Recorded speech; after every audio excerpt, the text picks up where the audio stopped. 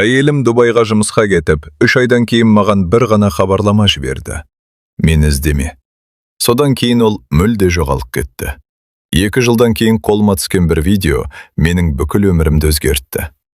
Арнада тіркеліп лайк басып кетіңіздер. Ал пікірге тай қаладан сағат нешеде қарап отырғандарыңызды жаза кетіңіздер. Ендеше әңгімені бастайық. Менің атым Нұрдәулет. Жасым 41-де. Осы оқиғаны ешкімнің басына бермесін деп тілеймін. Бір кездері мен өзімді ең бақытты адаммын деп ойлайтынмын. Әйелім Айсұлу екеуміз 13 жыл бірге тұрдық. 2 баламыз бар. Үлкен қызымыз 9 жаста, ұлымыз 6 жаста болатын. Бай болмасақ та, бір-бірімізді сүйіп, тату өмір сүрдік. Бірақ соңғы жылдары қарыз көбейіп кетті. Үйдің несиесі, балалардың шығыны, күнделікті тіршілік. Айдан айға әрең жететін болдық. Бір кеште Айсұлу маған: «Нұрдәулет, Дубайда қонақ үйге жұмысқа адам алып жатыр екен. Жалақысы біз мұнда 1 жылда табатын ақшадан да көп. 2-ақ жыл жұмыс істеп келсем, барлық қарызымызды жабамыз» деді. Мен бірден қарсы шықтым. «Жоқ, сені жалғыз өзіңді бөтен елге жібермеймін» дедім. Бірақ ол бірнеше күн бойы мені көндіруге тырысты. «Мен мұны өзім үшін емес, балалар үшін істеп жатырмын, болашағымыз үшін» деді. Ақыры амалсыз келістім. Ішімде бір жаман сезім болды, бірақ оны әйеліме айтпадым. Әуежайға дейін өзім апарып салдым. Балаларды кезек-кезек құшақтап, көз жасын тыя алмады. Маған қарап: «Күте тұр. 2 жыл көзді ашып жұмғанша өтеді» деп күлімсіреді. Сол күлкіні соңғы рет көріп тұрғанымды қайдан білейін. Алғашқы апталарда бәрі жақсы еді. Күн сайын хабарласатынбыз, балалармен видео арқылы сөйлесетін. Жұмысының ауыр екенін айтатын, бірақ үнемі: «Уайымдамаңдар, бәрі жақсы болады» дейтін. Бірнеше ай өткен соң бәрі өзгере бастады. Хабарлары сиреді. Дауысы мұңайып кетті. Кейде тіпті телефонды көтермейтін болды. Жұмыс көп деген қысқа ғана хабарламамен шектелетін. Бір күні түн ортасында телефоныма хабарлама келді. Экранда әйелімнің аты тұр. Жүрегім дүрсілдеп бірден аштым.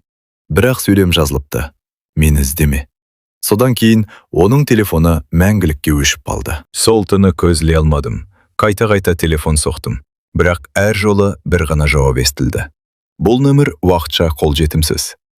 Таң ата салысымен Айсұлудың бірге жұмыс істейтін қыздарының нөмірін іздей бастадым. Біреуі ғана жауап берді. «Айсұлуды соңғы рет 3 күн бұрын көрдім. Кейін жұмыстан кетіп қалды» деді. «Қайда кеткен ешкім білмейді» деді. Жүрегім зу ете қалды. Мен бірден сол компанияға хабарластым. Олар: «Айсұлу өз еркімен жұмыстан шықты. Бізде басқа ақпарат жоқ» деп қысқа қайырды. Бірақ олардың дауысынан бірдеңені жасырып тұрғанын сездім. Сол күні полицияға арыз жаздым. Кейін Қазақстандағы сыртқы істер органдарына хабарластым. Бірнеше апта өтті. Ешқандай нәтиже болмады. Балалар күнде бір сұрақ қоятын: «Әке, анам қашан келеді?» Мен әр жолы: «Жақында келеді құлыным» деп жұбататынмын.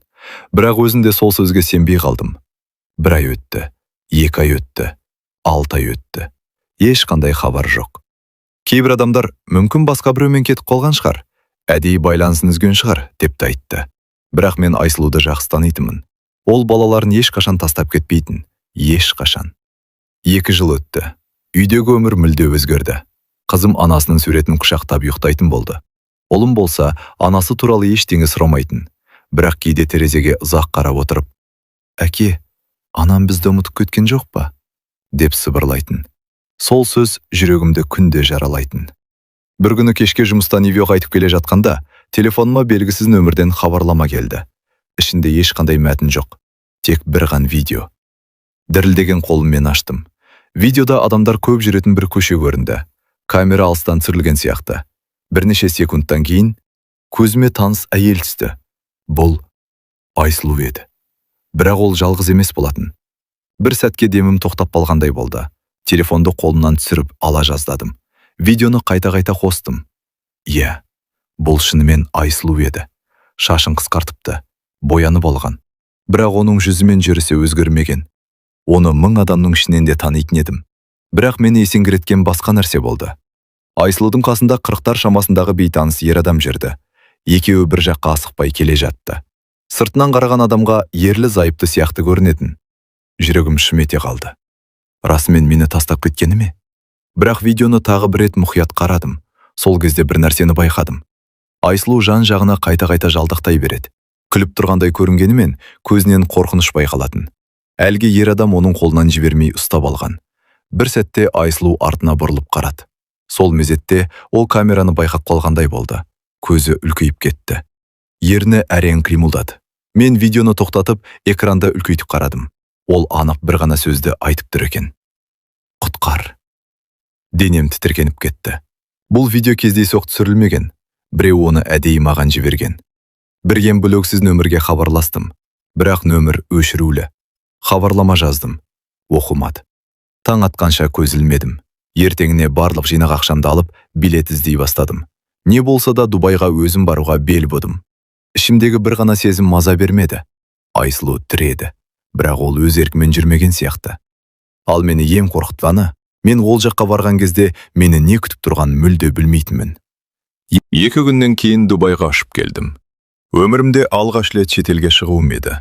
Бірақ қаланың зәулім ғимараттары да, жарқыраған көшелерде маған қызық болмады. Менің бар ойым Айсұлуды табу. Видеоны жіберген нөмірді жергілікті полицияға көрсеттім. Олар тек «Бұл виртуалды нөмір, иесін анықтау қиын» деді. Үмітім үзіле бастады. Бірақ қайтар жол жоқ еді. Видеодағы көшені қайта-қайта қарап отырып, оның қай жерде түсірілгенін анықтауға тырыстым. Бақытыма қарай видеода алыстан көрінген дүкенім атауы анық оқылатын. Сол жерге барып бірнеше сағат күттім. Бірінші күні ештеңе болмады. Екінші күнде нәтиже жоқ. Үшінші күні кешке орындықтан тұрып кетейін деп жатқанымда, көзіме таныс бейне түсті. Бұл Айсұлу еді. Ол дәл видеодағыдай асықпай келе жатты. Бірақ бұл жолы қасында ешкім жоқ.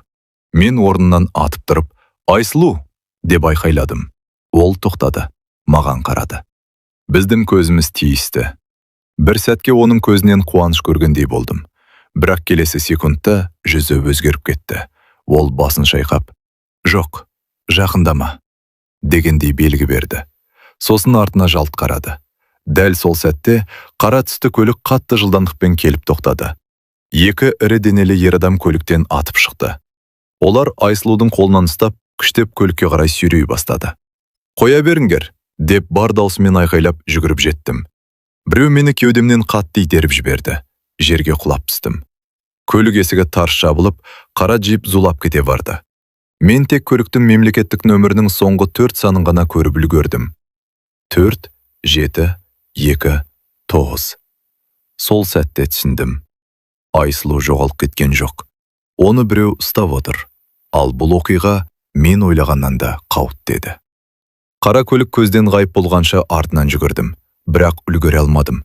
Тізем жараланып, демім жетпей жол жиегіне отыра кеттім. Қолым қалтырап тұр. Бір ғана ой маза бермеді. Айсұлу мені таныды. Егер ол өз еркімен кеткен болса, менен қашпас еді. Керісінше көмек сұрар еді. Ал оның көзіндегі қорқынышты ешқашан ұмытпаймын. Бірден полицияға барып, болған оқиғаның бәрін айттым. Көліктің соңғы 4 санында жаздырдым. Бірақ олар, «Мұндай нөмірі бар көлік бірнеше болуы мүмкін. Бұдан нақты адамды табу қиын» деді. Көңілім түсіп шықтым. Кешке қонақ үйге қайтып келе жатқанда, кенет біреу иығымнан ақырын ұстап қалды. Жалт бұрылдым. 60 жас шамасындағы қазақ кісі тұр екен. «Сен Нұрдәулетсің бе?» деді баяу ғана. Тамырқап қалдым. «Иә, бірақ сіз мені қайдан танисыз?» Ол жан-жағына қарап алды да, «Мұнда тұрма, менімен жүр, бізді бақылап тұр» деді. Жүрегім дүрсілдеп кетті. Екеуміз жақын маңдағы шағын шайханаға кірдік. Сонда ғана әлгі кісі сөз бастады. «Менің атым Ермек. Мен Дубайда 15 жылдан бері тұрамын. Айсұлуды да білемін». Оның аузынан әйелімнің атын естігенде орнынан атып тұрдым. «Қайда ол? Не болды оған?» Ермек ауыр күрсінді. Ол бұл жерге қонақ үйге жұмыс істеуге келген. Бірақ келгеннен кейін құжаттарын тартып алған. Сосын басқа жерге мәжбүрлеп жұмысқа жіберген. Мен үнсіз тыңдап отырдым.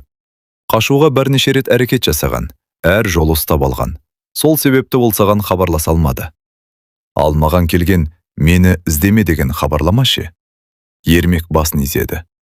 Оны Айсұлу өз еркімен жазған жоқ. Ол сөзін аяқтамай үстелдің үстіне ескі телефон қойды. Мұның ішінде сен естуге дайын емес бір аудио жазба бар. Мен телефонды баяу қолыма алдым. Экранды ашқан сәтте жүрегім зу ете қалды. Қолым дірілдеп аудио жазбаны қостым. Алғашында тек әлсіз шу естілді. Бірнеше секундтан кейін. Нұрдәулет, егер осы жазбаны естіп тұрсам, мені кешір. Бұл Айсұлудың даусы еді. Көзіме еріксіз жас келді. Ол жылап сөйлеп тұр екен. Мен сендерді әдейі тастап кеткен жоқпын. Балаларды күнде ойлаймын. Бірақ мұнда бәрі бізге айтқандай емес болып шықты. Арт жағынан біреудің айқайлаған даусы естілді. Айсұлу асығып. Құжаттарымды тартып алды. Телефонымды алып қойды. Қашуға тырыстым, бірақ ұстап алды. Егер саған мені іздеме деген хабарлама барса, оған сенбе. Оны өзім жазған жоқпын. Жазба кенет тоқтап қалды. Мен үнсіз отырып қалдым. Ермек аға баяу ғана. Бұл жазбаны маған Айсұлу бірнеше ай бұрын жасырын беріп кеткен. Бір күні күйеуім келсе, соған беріңіз деген еді, деді. Мен басымды екі қолмен ұстап қалдым. Онда неге бұған дейін бермедіңіз? Себебі сені таба алмадым. Қазақстаннан келгеніңді кеше ғана естідім. Бірнеше минут үнсіз отырдық. Сосын Ермек аға маған жақындап. Мен оның қазір қай жерде екенін шамамен білем. Бірақ ол жерге жалғыз баруға болмайды. Неге? Ол терезеден сыртқа қарап. Себебі олар өте қауіпті адамдар. Егер бірдеңеден күдіктенсе, Айсұлуды басқа елге бір күннің ішінде алып кетуі мүмкін. Сол сәтте Ермек ағаның телефоны шырылдады. Ол тұтқаны көтеріп, үнкемен тыңдап тұрды. Бірнеше секундтан кейін өңі бозарып кетті. Не болды? Деп сұрадым. Ол маған қарап бәсең дауыспен. Кеш қалдық. Неге? Айсұлуды бүгін түнде басқа елге кетпекші. Ермек ағаның соңғы сөзі құлағымда жаңғырып тұрды. Бүгін түнде алып кетеді. Қай елге? Деп орнынан атып тұрдым. Нақты білмеймін. Бірақ егер бүгін үлгермесек, кейін табу өте қиын болады. Бір минутта жоғалтқым келмеді. Ермек аға бірден жергілікті полицияға хабарласты. Мен Қазақстанның елшілігіне де қоңырау шалдым. Бар білгенімді айтып шықтым. Бақытыма қарай, олар өтінішімді бірден қабылдап, жергілікті құқық қорғау органдарымен байланысатынын айтты. Түнгі 11 шамасында біз қойма орналасқан өндірістік аймаққа келдік. Бұл жер қала шетіндегі ескі ғимараттардың арасында екен. Айнала жым-жырт. Бірнеше жүк көлігі ғана тұр. Полиция қызметкерлері бізге: "Ішке өздеріңіз кірмейсіздер. Біз белгі бергенше күтіңіздер", деді. Ән минут 1 сағаттай өтіп жатқандай болды. Кенет қойманың үлкен қақпасы ашылды. Іштен 3 адам шықты. Олардың артынан басына орамал таққан бірнеше әйелді алып келе жатты. Жүрегім атқақтап кетті. Солардың арасында Айсұлуды көрдім. Ол қатты арықтап кеткен, жүзі бозарып, көзінің асты көгерген. Бірақ бұл жолда мені байқап қалды. Көзіміз түйіскен сәтте оның жанарына үміт ұялады. Дәл сол мезетте полиция көліктерінің шамдары жарқ ете қалды. "Полиция! Ешкім қозғалмасын!" Айнала абыр-сабырға толды. Бірнеше адар қаша жөнелді. Кейбірі қарсылық көрсетуге тырысты. Бірнеше минутқа созылған операциядан кейін бәрі аяқталды. Мен бірден Айсұлуға қарай жүгірдім. Ол маған қарап тұрды. Көзінен жас тоқтамай ағып жатыр. Мен оны құшақтап алдым. Екеуміз де ештеңе айта алмадық. Тек пәнсіз жыладық. Біраздан кейін ол сыбырлап: "Кешірші, мен сендерге ораламын деп күнде үміттендім." Мен оның қолын қысып: "Енді бәрі артта қалды. Балаларымыз күтіп отыр", дедім. Бірақ дәл сол сәтте полиция қызметкерлерінің бірі бізге жақындап: "Сіздерге Қазақстанға қайтуға асықпаңыздар. Айсұлу маңызды куәгер. Тергеу аяқталғанша мұнда қалуыңыз қажет", деді.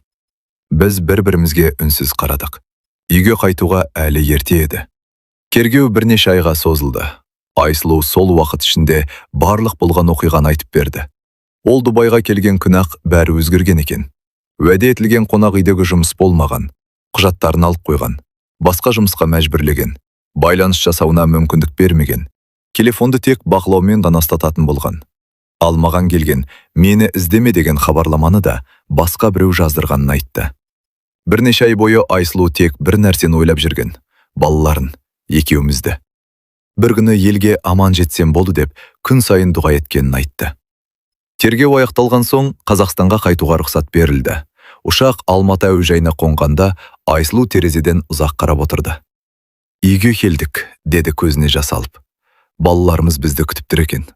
Қызымыз анасын көрген бойда жүгіріп барып құшақтады. "Анашым, сен енді ешқайда кетпейсің ғой."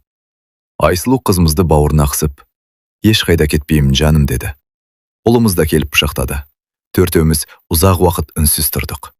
Үйге келгеннен кейін біраз уақыт ешқайсымыз өткенде еске алғымыз келмеді. Айсұлу психологтың көмегіне жүгінді. Уақыт өте келе, көңіл күйі біртіндеп қалпына келе бастады. Мен де бір нәрсені түсіндім. Ақша ешқашан отбасының амандығынан қымбат емес екен. Қарыз өтелер, үйде алынады, бірақ жақын адамынан айырылудың азабы ештеңемен өлшенбейді. Содан бері біз қандай қиындық болса да, бітіретін уәде бердік. Өйткені отбасы бір-бірінен алыстамай, бір-біріне сүйеніп өмір сүру екенін кеш түсіндік. Оқиға осымен аяқталды. Егер әңгіме ұнаса, арнаға міндетті түрде тіркеліп, лайк басып кетіңіздер. Ал пікірге қай қаладан және дәл қазір сағат нешеде қарап отырғандарыңызды жаза кетіңіздер. Барлық пікірлеріңізді оқып, жауап беруге тырысамын. Келесі әсерлі оқиғада қайта кездескенше.